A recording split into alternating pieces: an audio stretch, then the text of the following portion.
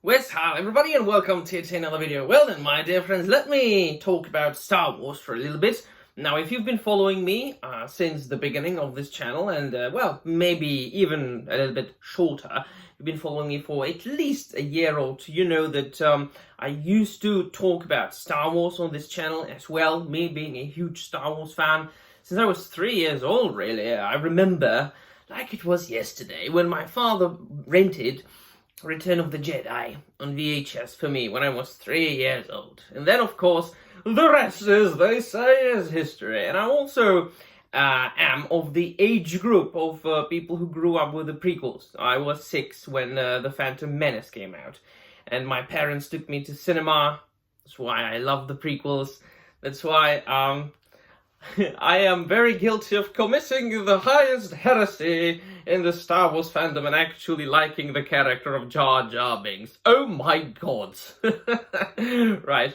But also, I belong among the people who are not very fond of the majority of what has been coming out in the last couple of years since the acquisition of Lucasfilm by Disney. Of course, needs to be said that most of these things are not very well made. Most of these things are just full of plot holes and nonsensical stuff, and of course then being inconsistent with the original lore, with the original Lucasfilm canon, which, yes, I am guilty of that. I'm guilty of saying, oh, but the legends, as they say, the original canon is superior. And it is, yes, quite so.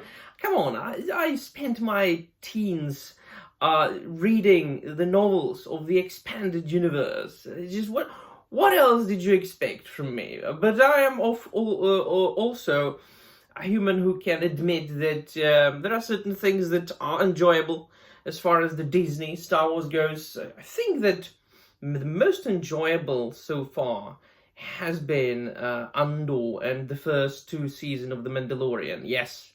Yes, I do belong among the group of people who enjoyed the first season of The Mandalorian, and I am, and my friend Stig on the internet will look at me with scorn now. I did enjoy the scene when Luke Skywalker saved the Mando and the crew. You know, it was just, it was this jingling keys moment where I was like, oh my god, it's Luke!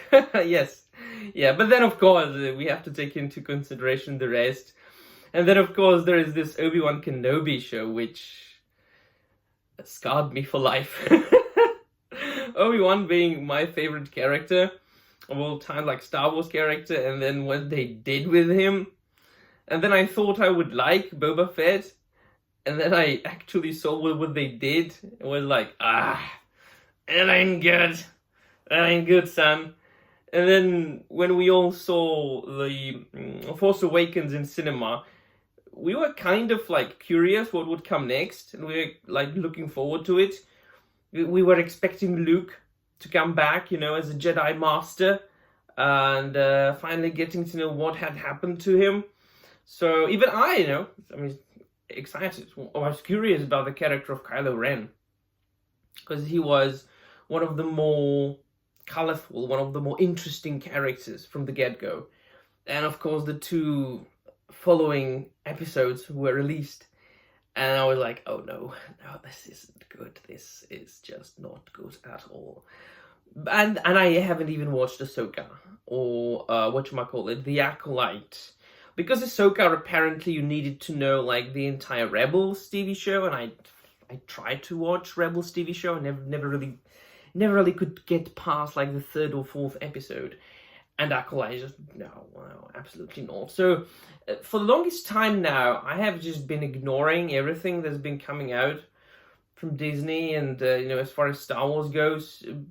But when I saw the trailer for the Skeleton Crew, I got curious again, because it seems to me that, at least from my initial reactions to the trailer, and I've seen it like 3 times since it came out, is that they are, with this particular thing, they are approaching what Star Wars was always supposed to be. It was really like a film or films slash later TV shows for kids, and it's fresh enough, it looks original enough, it looks different enough, and the trailer looks good for me to be interested in it and wanting to review it on this channel. Now, I'm not going to go watch it with any preconceived notions about it, I'm not going to go into that film thinking that I am going to like it or that I am going to dislike it. I think that as a critic, given a hobbyist YouTuber critic, this is not my job, I've got a normal day job, this is one of my many hobbies, reviewing things on the internet. But I think that even so, even if you're just a hobbyist critic, it is kind of your responsibility to be as objective as possible and to look at things from different points of view and to keep your mind cool and calm. And to go see a film or a TV show, to read a book with tabula rasa, like blank slate. Just, all right then, let us see what they've got for us. And then I will provide you with my opinion, with my expertise, and then, with my recommendations, or if what I don't recommend it, right? So this is what I'm always trying to do. I don't watch. This is one of the advantages that I have, that I don't watch any pop culture YouTubers. I don't watch their videos. I don't watch their live streams. I don't support them. I know they're out there. I can't avoid them completely because people are sharing their videos, people are sharing clips, people are sharing their thoughts. And then, of course, you've got a lot of people in my comment section repeating what those big YouTubers say all the time. And so I kind of know all the time what they're saying, but I just don't care what anybody says. Once again, the advantage that I have as a hobbyist critic is that I can be honest about everything that I say. I can review whatever I say. If I decided not to review Ahsoka, but to review Skeleton Crew, I am free to do so. And so I review what I want to review. And except for The Rings of Power, which I reviewed mainly because I promised it to my subscribers, I just want to review what I want to review, what I want to watch. I don't want to waste my time watching something that I don't want to watch. So the trailer in general looked cute to me. It's going to be about kids. It really starts...